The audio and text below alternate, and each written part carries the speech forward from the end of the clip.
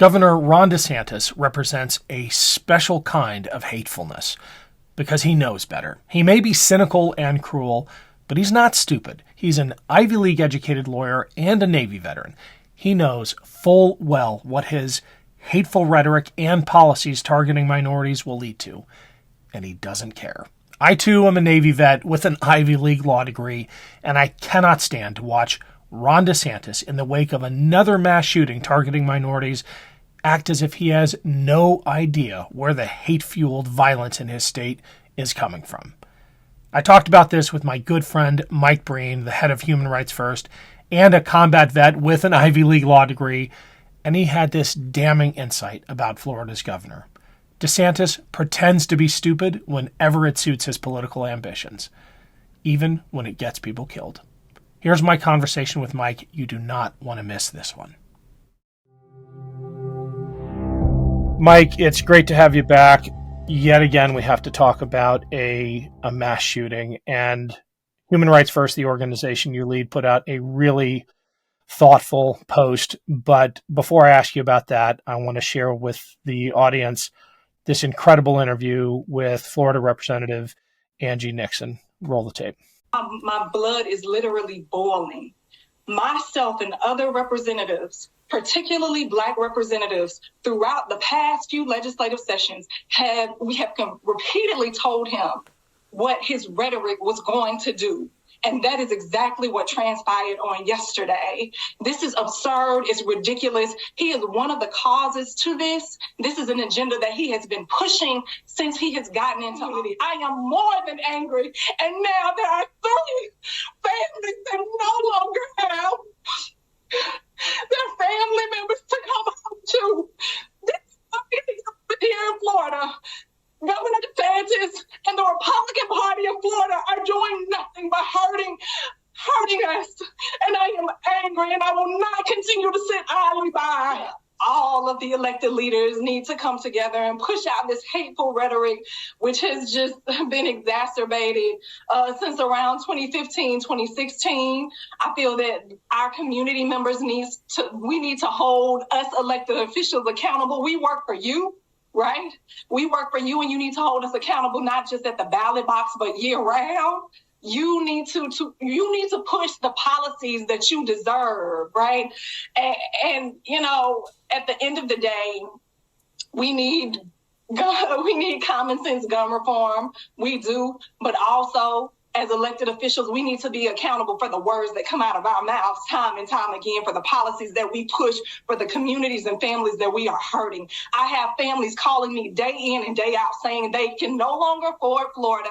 They do not feel safe. The NAACP issuing a travel advisory, that is real. That is what's happening in the state of Florida. And you have a governor who cares more about pandering to a base of voters, not even caring about what's happening here in our state of Florida and the 8,000 educator shortage that we have, right? The property insurance crisis that we're dealing with, the rising rent cost. No, he wants to be vindictive to Black folks because it gives him points in poll numbers. That's what we're dealing with. America, you are in danger, girl.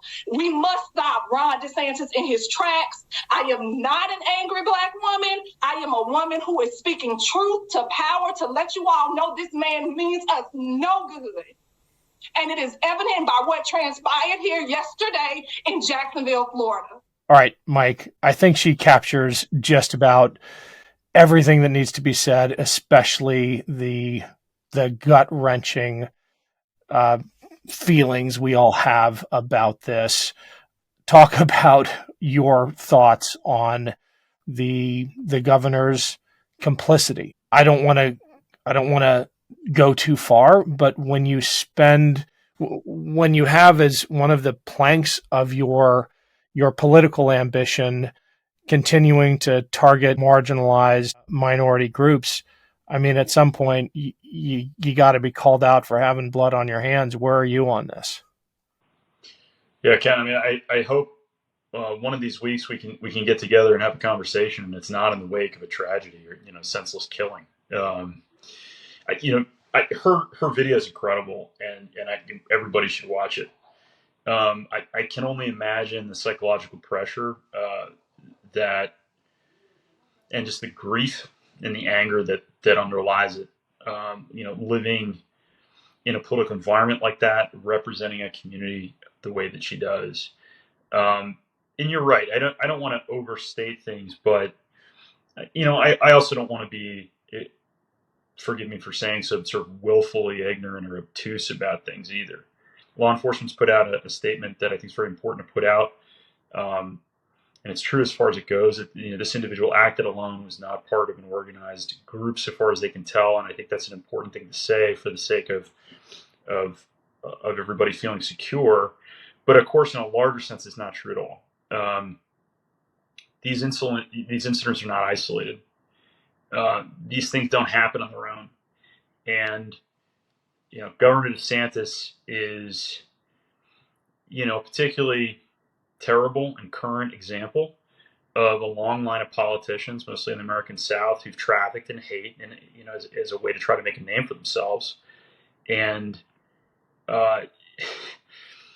he knows damn well what he's doing. And I think we all do a tremendous disservice to ourselves when we try to imagine in the wake of an event like this that it's a surprise, that you can build a political career on his words, a war on woke, that you can try to champion yourself as the champion of one ethnic or racial identity against others, that you can try to really offensively whitewash the history of slavery and civil rights abuse in this country, in a way that's really demeaning to Black Americans and frankly demeaning to all of us, and then be surprised when people act violently.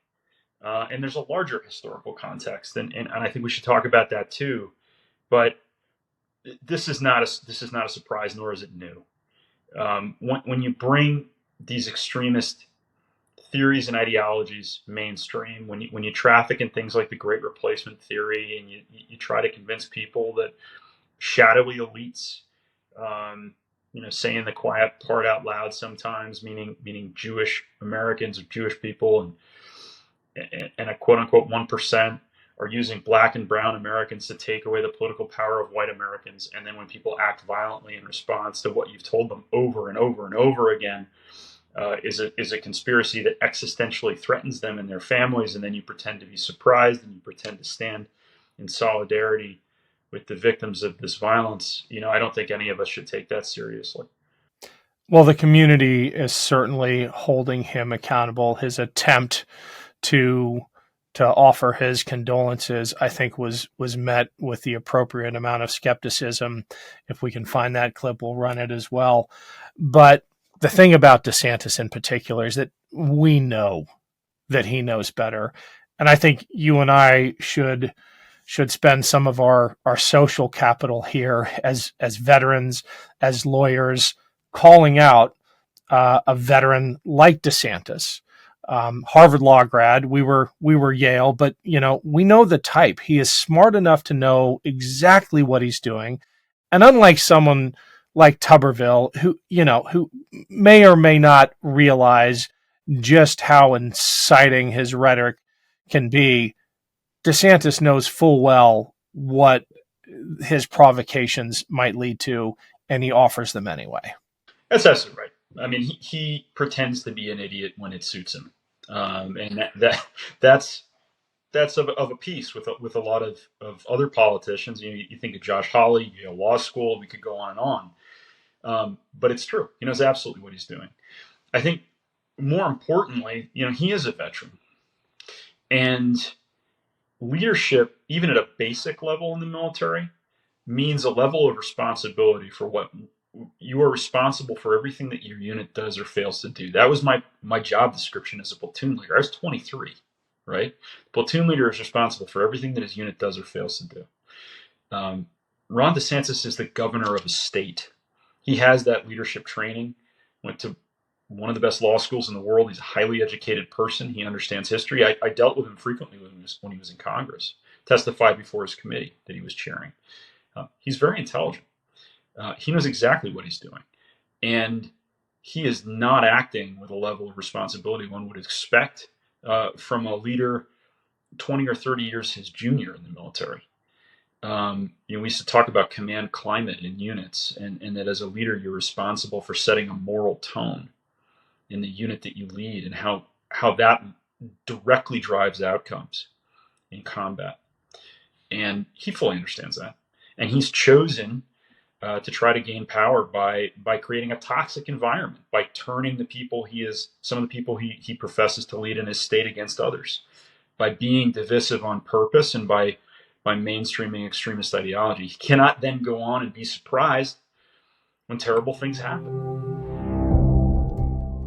Thanks for listening, everyone. I've got a quick break here, but I need a favor first. Shows like this depend on your support. Please, if you can spare 5 seconds, click the link to the podcast version of the show below and leave us a 5-star review. It really does help. Thanks.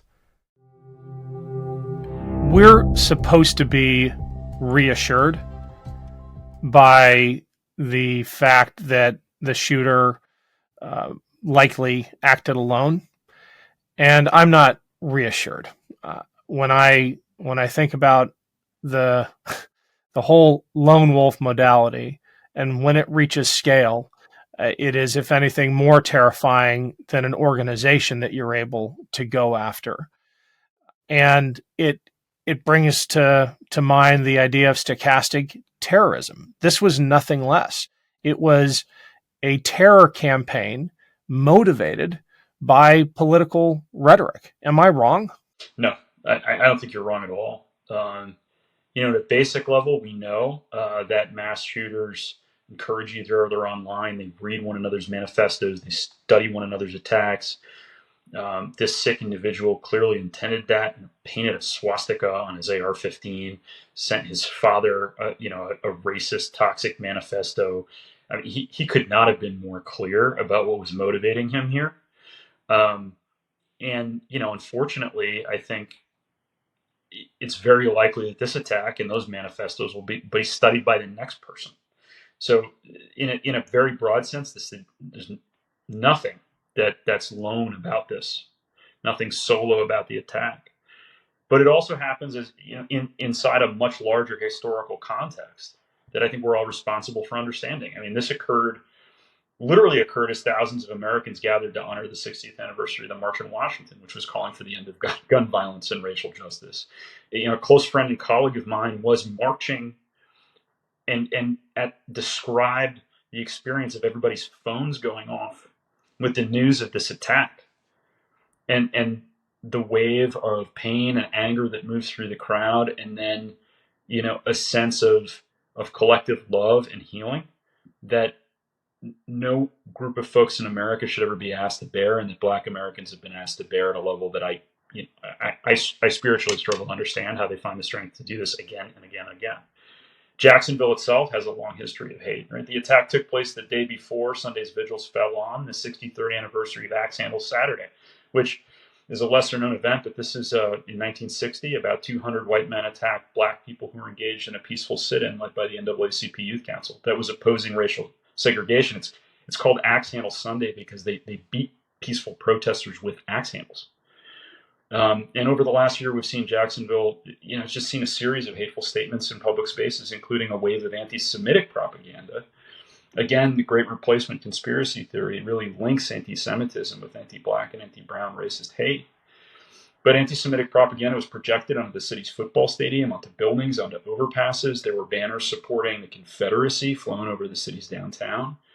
Earlier this year, the CEO of the Jacksonville Jewish Federation told the local newspaper that she feels people are emboldened to move to Florida, to move to the state to showcase racist and anti-Semitic beliefs because of the political climate being cultivated there by the governor and others.